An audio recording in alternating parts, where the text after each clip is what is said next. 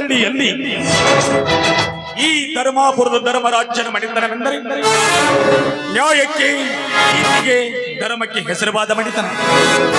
ಅಜ್ಜ ಮುತ್ತಜ್ಜರ ಕಾಲದಿಂದಲೂ ನ್ಯಾಯ, ನೀತಿ, ಧರ್ಮವನ್ನು ಉಳಿಸಿಕೊಂಡು ಬಂದ ಪದ್ಧತಿ. ನ್ಯಾಯ ಅಂತ ಈ ಮನೆ ಬಾಗಿಲಿಗೆ ಬಂದವರಿಗೆ ಯಾವ ಅನ್ಯಾಯ ಆಗದಾಗಿ ನೋಡಿಕೊಂಡು ಹೋಗುವ ಶಕ್ತಿಯನ್ನು ಕೊಡುತ್ತ ಭಗವಂತನಲ್ಲಿ ಕೈ ಮುಗಿದು ಕೇಳ್ಕೊಂಡ. ಅಲ್ಲ, 2-3 ದಿನಗಳಾಯ್ತು ರುದ್ರ ಮನೆ ಕಡೆನೂ ಬಂದಿಲ್ಲ, ತೋಟದ ಕಡೆನೂ ಹೋಗಿಲ್ಲಂತೆ. ಇವತ್ತಾದ್ರೂ ಮನೆಗೆ ಬರೋನು ಇಲ್ಲೋ ದಾರಿ ಕಾದು ನೋಡ್ಲೇಬೇಕು ಅವನನ್ನ.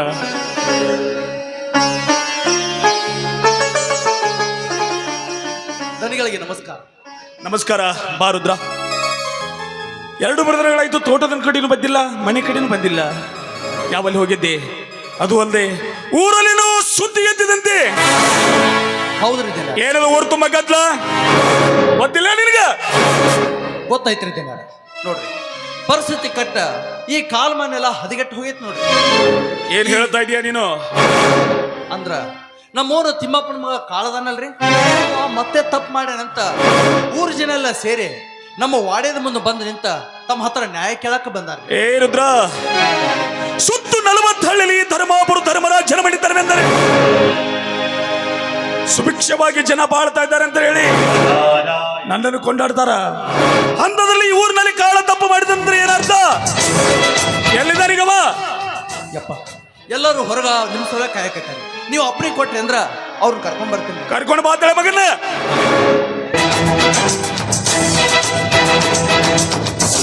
ಸೂರ್ಯಗೆ ಸಮಾನ, ಹಳ್ಳಿಗೆ ಗೌಡರ ದಿವಾನ.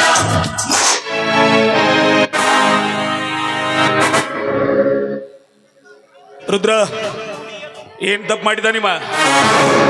ಅಲ್ರಿ ಅಪ್ಪ, ಒಂದು ಸಲ ತಪ್ಪು ಮಾಡಿದ್ರ ತಿದ್ದಿ ಬುದ್ಧಿ ಹೇಳ್ಬೋದು ಮನುಷ್ಯರಿಗೆ. ಪದೇ ತಪ್ಪು ಮಾಡಿದ್ರ ಅವನ್ಗ ಮನುಷ್ಯ ಅನ್ನೋದಿಲ್ಲ, ಅಲ್ರಿ. ಆ ಕುರುಬರ ಕೆಂಚಪ್ಪನ ಬಡವಿಗೆ ಬೆಂಕಿ ಹಚ್ಚಿದ, ಕುಲ್ಕರ್ಣಿ ಯಾರ ಮನ್ಯಾಗ ತುಡುಗು ಮಾಡಿದ. ಇಂಥ ಎಷ್ಟೋ ತಪ್ಪು ಮಾಡಿದ್ರೆ ಸಹಿತ ಇರ್ಲಿ ಬಡವ ಬದುಕಲಿ ಅಂತ ನೀವು ತಿದ್ದಿ ಬುದ್ಧಿ ಹೇಳಿ ಬದುಕಾಗ್ತದೆ. ಮತ್ತ ಈ ಸರಿ ಮತ್ತೆ ತಪ್ಪು ಮಾಡ್ಯಾನ್ರಿ ಕಾಳ. ಹೌದೇಳಿ ಕಾಳ?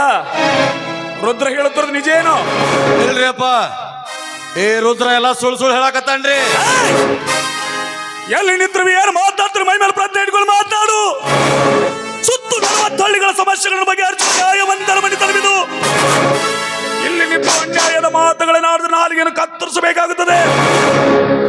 ಈ ದಂಡರಾಜ್ ದಣಿ ಹತ್ರ ಸತ್ಯವಂತರಿಗೆ ಬೆಲೆ ಹೊರತು ಸುಳ್ಳಿನ ಕಂಡ ಕಡೂರು ಶಿಕ್ಷೆ ಕಟ್ಟಿದ ಬುದ್ಧಿ ಏನು ಮಾಡಿದಿಲ್ಲ. ನಿಜ ಮಗಳು ಧನ್ಯಾರ ತಪ್ಪು ಮಾಡಿದವ ನಾಲ್ಗೆ ಎತ್ತುದಿಲ್ಲ ನಂಗ. ಅವ ತಪ್ಪು ಮಾಡಿದ ಅವ್ನ ಹೆಂಗ ಬಾಯ್ ಬಿಟ್ಟು ಹೇಳ್ತಾನೆ ಕೇಳಿ. ಮೊನ್ನೆ ಮಧ್ಯಾಹ್ನದಾಗ ಆ ನಮ್ಮ ಕುರುಬರ ಕೆಂಚಪ್ಪನ ಮಗಳ ಅವ್ರ ತಂದೆಗೆ ಬುತ್ತಿ ಒಯ್ಯುವಾಗ ಅವಳ ಮೈ ಮೇಲೆ ಏರಿ ಹೋಗಿ ಬಲಾತ್ಕಾರ ಮಾಡೋದಕ್ಕ ಪ್ರಯತ್ನ ಮಾಡ್ತಾನ್ರಿ. ಹೌದಿಲ್ಲ ಕಾಳ? ರುದ್ರ ಹೇಳ್ತ ನಿಜ ಏನು? ಅದು ಹೌದ್ರಿ. ರುದ್ರ, ತಪ್ಪು ಯಾರೇ ಮಾಡಿರ್ಲಿ ಶಿಕ್ಷೆ ಆಗಲೇಬೇಕು. ಇಂಥ ಕಾಮರು ಕ್ಷಮಿಸ್ತಾ ಹೋದರೆ ನಾಳೆ ಸಮಾಜ ತಪ್ಪು ದಾರಿ ಹಿಡಿದ್ರು ಸಂದೇಹವಿಲ್ಲ. ನ್ಯಾಯವಂತರ ಮಣಿತನದಲ್ಲಿ ನಿಂತು ಇವನಿಗೆ ತೀರ್ಪು ಕೊಡ್ತಾ ಇದ್ದೀನಿ. ಸುತ್ತು 40 ಹಳ್ಳಿಯಿಂದ ಈ ಮಗನ ಬಹಿಷ್ಕಾರ ಹಾಕ್ತಾ ಇದ್ದೀನಿ. ಸಾವುಕಾರ, ಏನ ತೀರ್ಮಾನ ಕೊಡದಿದ್ರು ಸ್ವಲ್ಪ ವಿಚಾರ ಮಾಡಿ ತೀರ್ಮಾನ ಕೊಡು. ಯಾಕಂದ್ರೆ ಒಂದಿಲ್ಲ ಒಂದು ದಿನ ಇಂಥ ಘಟನೆ ನಿಮ್ಮ ಮನೆ ನಡೀತಿ. ಆವಾಗ ನಾ ಸತ್ರು ಚಿಂತೆ ಇಲ್ಲ, ಈ ಮನೆ ಸುತ್ತಲೂ ತಿರುಗ್ತಾನ ಇರ್ತೀನಿ. ಆವಾಗ ನಿನ್ನ ಮನೆಯಾಗ ಈ ಘಟನೆ ನಡೆದಾಗ ನೀನು ಕೊಡ್ತೀಯೋ ತೀರ್ಮಾನ ನಾನು ನೋಡೇತಿ. ಹುಟ್ಟು ಸೂರ್ಯ ದಿಕ್ಕು ಬದಲಿಸಬಹುದು, ತಿರುಗು ಭೂಮಿಯ ಚಲನ ನಿಂತಾಗಬಹುದು. ಈ ದಂಡರಾಜ್ ಕೊಟ್ಟ ತೀರ್ಪು ಆಡಿದ ಮಾತ ಯಾವತ್ತೂ ವಿಷಯ ಆಗ್ಲಕ್ಕಿಲ್ಲ. ನ್ಯಾಯವಂತರ ಮಾಡಿ ತೀರ್ಪು ಅಂದ್ರೆ ಏನಂತ ತಿಳಿದಿದೋ ನೀನು? ಏ ರುದ್ರ, ಸುತ್ತು 40 ಹಳ್ಳಿಯಿಂದ ಬಹಿಷ್ಕಾರ ಹಾಕಿ ಮಗನ್ನ ಕಳೆದುಕೊಂಡೋಗ. ಆಗ್ಲಿ ನೋಡ್ತೀನಿ, ನಾ ಸತ್ರು ಚಿಂತೆ ಇಲ್ಲ. ನನ್ನ ಆತ್ಮ ಇದ ಮನೆ ಸುತ್ತ ತಿರುಗ್ತಾ. ಆವಾಗ ನೀ ಯಾ ತೀರ್ಮಾನ ಕೊಡ್ತೀಯೋ ನಾನು ನೋಡ್ತೀನಿ. ನುಡಿದರೆ ಹೊನ್ನುಡಿಯಲು ಮರು ನುಡಿಯುವಲ್ಲಿ ಹೋಗುವ ಸಮಯದಲ್ಲಿ ಕಾಳ ಮನಸ್ಸಿಗೆ ತಾಟುವಾಗಿ ನುಡಿದು ಹೋದನಲ್ಲ, ಇಂದಿನ ನಾಳೆ ನನ್ನ ಮನೆಯಲ್ಲಿ ಇಂಥದೊಂದು ಪ್ರಸಂಗ ನಡೀಬಹುದಾ? ಇಲ್ಲ, ಸಾಧ್ಯನೇ ಇಲ್ಲ. ಈ ಧನರಾಜನ ಉಸಿರಲ್ಲಿ ನ್ಯಾಯ ನೀತಿ ಧರ್ಮವೇ ತುಂಬಿರುವಾಗ ಇಂಥದ್ದು ತಪ್ಪು ನಡೀಲಿಕ್ಕೆ ಯಾವತ್ತೂ ಆಸ್ಪದ ಕೊಡುವುದಿಲ್ಲ, ಯಾವತ್ತೂ ಆಸ್ಪದ ಕೊಡುವುದಿಲ್ಲ. ಆದ್ರೂ ಒಂದು ಕ್ಷಣ ನನ್ನ ಮನಸ್ಸನ್ನು ತಲ್ಲಣಗೊಳಿಸಿದಲ್ಲ ಇವನು. ಭಾರದ್ರ, ಅಲ್ರಿ ಧನ್ಯರ, ಈ ನ್ಯಾಯ ನೀತಿ ಹೇಳುದ್ರಾಗ ನೀವು ಎತ್ತಿದ ಕೈ ನೋಡಿ, ಬೆನ್ನೊಳಗಿನ ಕೂದಲ ತೆಗದಂಗ ಆ ತೀರ್ಪು ಕೊಟ್ಟೆ ಬಿಟ್ರಿ. ಯಾಕಂದ್ರ ದೊಡ್ಡ ಧನ್ಯರ ರಕ್ತನ ನಿಮಗೆ ಹರಿದು ಬಂದೈತಿ. ಅದಕ್ಕೆ ಬಲ್ಲವ್ರು ಹೇಳ್ತಾರ, ಹುಲಿ ಹೊಟ್ಟೆಳಗ ಹುಲಿನ ಹುಟ್ಟತೈತಿ ಅಂತ.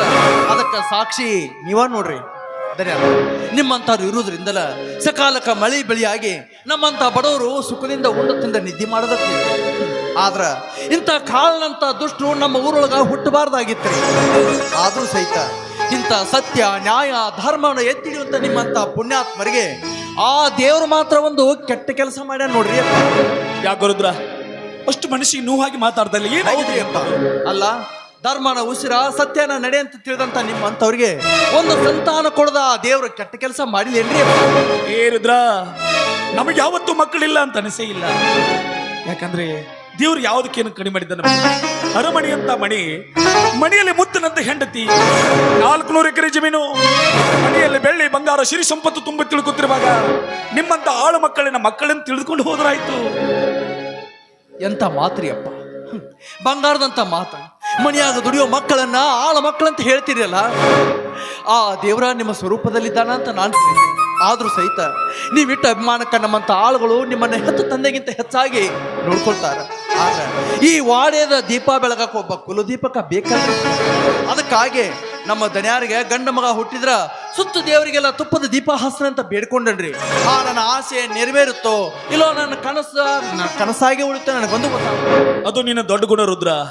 ಈ ಮನೆಗೆ ಮಕ್ಕಳಾಗಲಿದ್ದು ಕಂಡ ದೇವರಿಗೆ ಹರಕೆ ಹೊರ್ತಾ ಇದೀಯಾ? ನಿನ್ನಂತ ಆಳಮಗ ಈ ಮನೆಗೆ ಸಿಕ್ಕಿದ್ದು ನಾನು ಪೂರ್ವ ಜನ್ಮದ ಪುಣ್ಯ ಅಂತ ತಿಳ್ಕೊತಿದ್ದೀನಿ. ಅಲ್ರಿ ಅಪ್ಪ, ನಿಮ್ಮಂತವ್ರು ಸೇವಾ ಮಾಡೋದು ನಮ್ಮದು ಎಷ್ಟೋ ಜನ್ಮದ ಪುಣ್ಯ ಅಂತ ನಾನು ತಿಳಿದೀನಿ.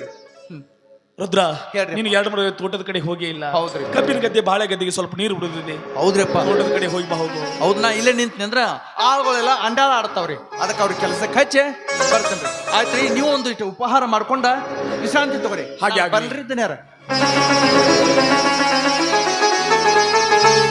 ಅಲ್ಲ, ಮನೆಯಲ್ಲಿ ಎದ್ದ ತಕ್ಷಣ ನನ್ನ ಹೆಂಡತಿ ಮಾದೇವಿ ಮನೆಯಿಂದ ಕಾಣಿ ಆಗ್ತಾ ಇದ್ದಾಳೆ. ಆ ದೇವರಲ್ಲಿ ಏನು ಹರಕೆ ಕಟ್ಟಿಕೊಂಡ್ರು ಒಂದು ತಿಳಿಯದಾಗಿದೆ. ಇವತ್ತು ಮನೆಗೆ ಬರಲಿ, ಅವಳು ಸರಿಯಾಗಿ ವಿಚಾರಿಸಲೇಬೇಕು ಅವಳನ್ನ.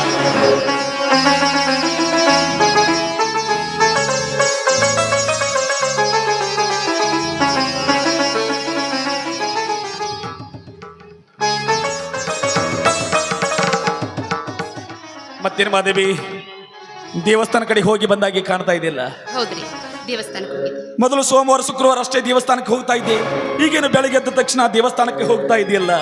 ದೇವರಲ್ಲಿ ಏನಾದರೂ ಹರಕೆ ಕಟ್ಟಿಕೊಂಡಿದೆ ಹೇಗೆ? ಹೌದ್ರಿ, ನಿಮ್ಮಂತ ಗಂಡನನ್ನ ಪಡೆದಿದ್ದು ನನ್ನ 7 ಜನ್ಮದ ಪುಣ್ಯ. ಆದ್ರೆ ಮದುವೆಯಾಗಿ 3 ವರ್ಷ ಕಳೆದ್ರು ನಮಗೊಂದು ಮಗು ಕೂಡ ಹುಟ್ಟಲಿಲ್ಲ. ಕಾರಣ ದಿನನಿತ್ಯ ಆ ದೇವರಲ್ಲಿ ನಾನು ಪ್ರಾರ್ಥಿಸ್ತಾ ಇದ್ದೀನಿ, ಆದಷ್ಟು ಬೇಗ ನನಗೊಂದು ಮಗು ಕೊಡು ಅಂತ. ನಮಗೊಂದೇ ಒಂದು ಮಗು ಆದ್ರೆ ಸಾಕ್ರಿ, ಈ ಹೆಣ್ಣಿನ ಜನ್ಮನ ಸಾರ್ಥಕವಾಗುತ್ತೆ. ಮಾದೇವಿ, ಮಕ್ಕಳ ಸಲುವಾಗಿ ಹರಕೆ ಕಟ್ಕೊಂಡು ಹೋಗ್ತಾ ಇದೀಯಾ? ಒಂದು ಮಾತು ಹೇಳ್ತೀನಿ, ತಪ್ಪಾಗಿ ತಿಳ್ಕೊಬೇಡ. ಏನ್ರಿ? ನೋಡು, ಇಲ್ಲದ ಆಶೆಗಳನ್ನು ಕೈ ಬೀಸಿ ಕರೆದು ಮನಸ್ಸಿಗೆ ಭಾರ ಮಾಡ್ಕೊಳ್ಬೇಡ. ಯಾಕಂದ್ರೆ ಮುಂದೆ ಕಲೆಗಾಲದಲ್ಲಿ ಹುಟ್ಟುವ ಮಕ್ಕಳು ಹೆತ್ತವರ ಮನೆತನಕ್ಕೆ ಮುತ್ತುಗಳಾಗಬಹುದು, ನವರತ್ನಗಳಾಗಬಹುದು. ಒಂದು ವೇಳೆ ಹೆತ್ತವರ ಮನೆತನಕ್ಕೆ ಮುತ್ತುಗಳಾಗಬಹುದು. ಅದಕ್ಕಾಗಿ ದೇವರಿಗೆ ಬೇಡಿ ಪಡುವ ಮಕ್ಕಳು ನಮಗೆ ಬೇಡ. ದೇವರು ಕೊಡುವ ಭಾಗ್ಯವಿದ್ದರೆ ತಾನಾಗೆ ಕೊಡ್ಲಿ. ದೇವರಿಗೆ ಹೋಗುದು, ಹರಕೆ ಕಟ್ಕೊಳ್ಳೋದು ಯಾಕೋ ನಾನು ಸರಿ ಹೋಗ್ತಾ ಇಲ್ಲ. ಇವತ್ತೇ ಈ ಪದ್ಧತಿಯನ್ನು ನಿಲ್ಲಿಸ್ಬಿಡು ಮಾದೇವಿ. ರೀ, ದೇವರ ಮೇಲೆ ಏಕ್ರೆ ನಿಮಗೆ ಇಷ್ಟೊಂದು ಕೋಪ? ಅಂದ್ರೆ ನಾನು ಮಾಡಿದ ಪೂಜೆ ಪುನಸ್ಕಾರ ವ್ಯರ್ಥವಾಗಬಹುದು ಅಂತ ನೀವು ತಿಳಿದಿದ್ದೀರಾ? ಖಂಡಿತವಾಗ್ಲೂ ಇಲ್ಲ. ಇಂದಿಲ್ಲ ನಾಳೆ ಆದರೂ ನಮಗೊಬ್ಬ ಮಗ ಹುಟ್ಟುತ್ತಾನೆ. ಅವನೇ ಈ ಮನೆಯ ನಂದಾದೀಪ. ಅವನು ನಿಮ್ಮಂತೆ ದೊಡ್ಡ ದಣೆಯಾಗಿ, ದೊಡ್ಡ ವ್ಯಕ್ತಿಯಾಗಿ ಮನೆಗೆ ಕೀರ್ತಿ ತರೋದ್ರಲ್ಲಿ ಯಾವ ಸಂದೇಹವೂ ಇಲ್ಲ. ದೇವರು ನಿನ್ನ ಆಸೆ ಕೈಗೂಡಿಸ್ಬೇಕಲ್ಲ ಅಂತ ಮಾತು ಹೇಳಿದಷ್ಟೇ ನಾನು. ಈಗಾಗಲೇ ದೇವರು ಆಸೆನ ಕೈಗೂಡಿಸಿದ್ದಾನೆ. ಅಂದ್ರೆ ಏನು ನಿನ್ನ ಮಾತಿನ ಅರ್ಥ? ನನಗೀಗ ನಿನಗೀಗ ನನಗೀಗ 3 ತಿಂಗಳು. ನಾನು ಅಪ್ಪ ಆಗ್ತಾ ಇದ್ದೀನಿ ಅನ್ನಂಗಾಯ್ತು. ಅಲ್ಲ, ಮೊದಲೇ ವಿಷಯ ಹೇಳ್ಬಹುದಾಗಿತ್ತಲ್ಲ ನೀನು. ಏನ್ ಮಾಡ್ತಾ ಇದ್ರಿ? ಹೆಂಗ್ ಮತ್ತೆ ಮತ್ತೆ ಅದೇ ವಿಷಯನೇ ಕೇಳಿ ಬೇಡಿ, ನಂಗೆ ತುಂಬಾ ನಾಚಿಕೆ ಏ ಮಾದೇವಿ, ನೀನು ಹಿಂದೆ ಎಷ್ಟೋ ಸಲ ನಾಚಿಕೊಂಡಾಗ ನನ್ನ ಮನ ಬರೀ ನಗುತ್ತಿತ್ತು. ಆದ್ರೆ ಇವತ್ತು ಕೂಗಿ ಕೂಗಿ ಹೇಳ್ತಾ ಇದೆ. ಏನಂದು? ಏನಂತ? ಬೇಗ ನನ್ನ ಬಿಗಿದಪ್ಪು ಬಾ. ಜೋರಿ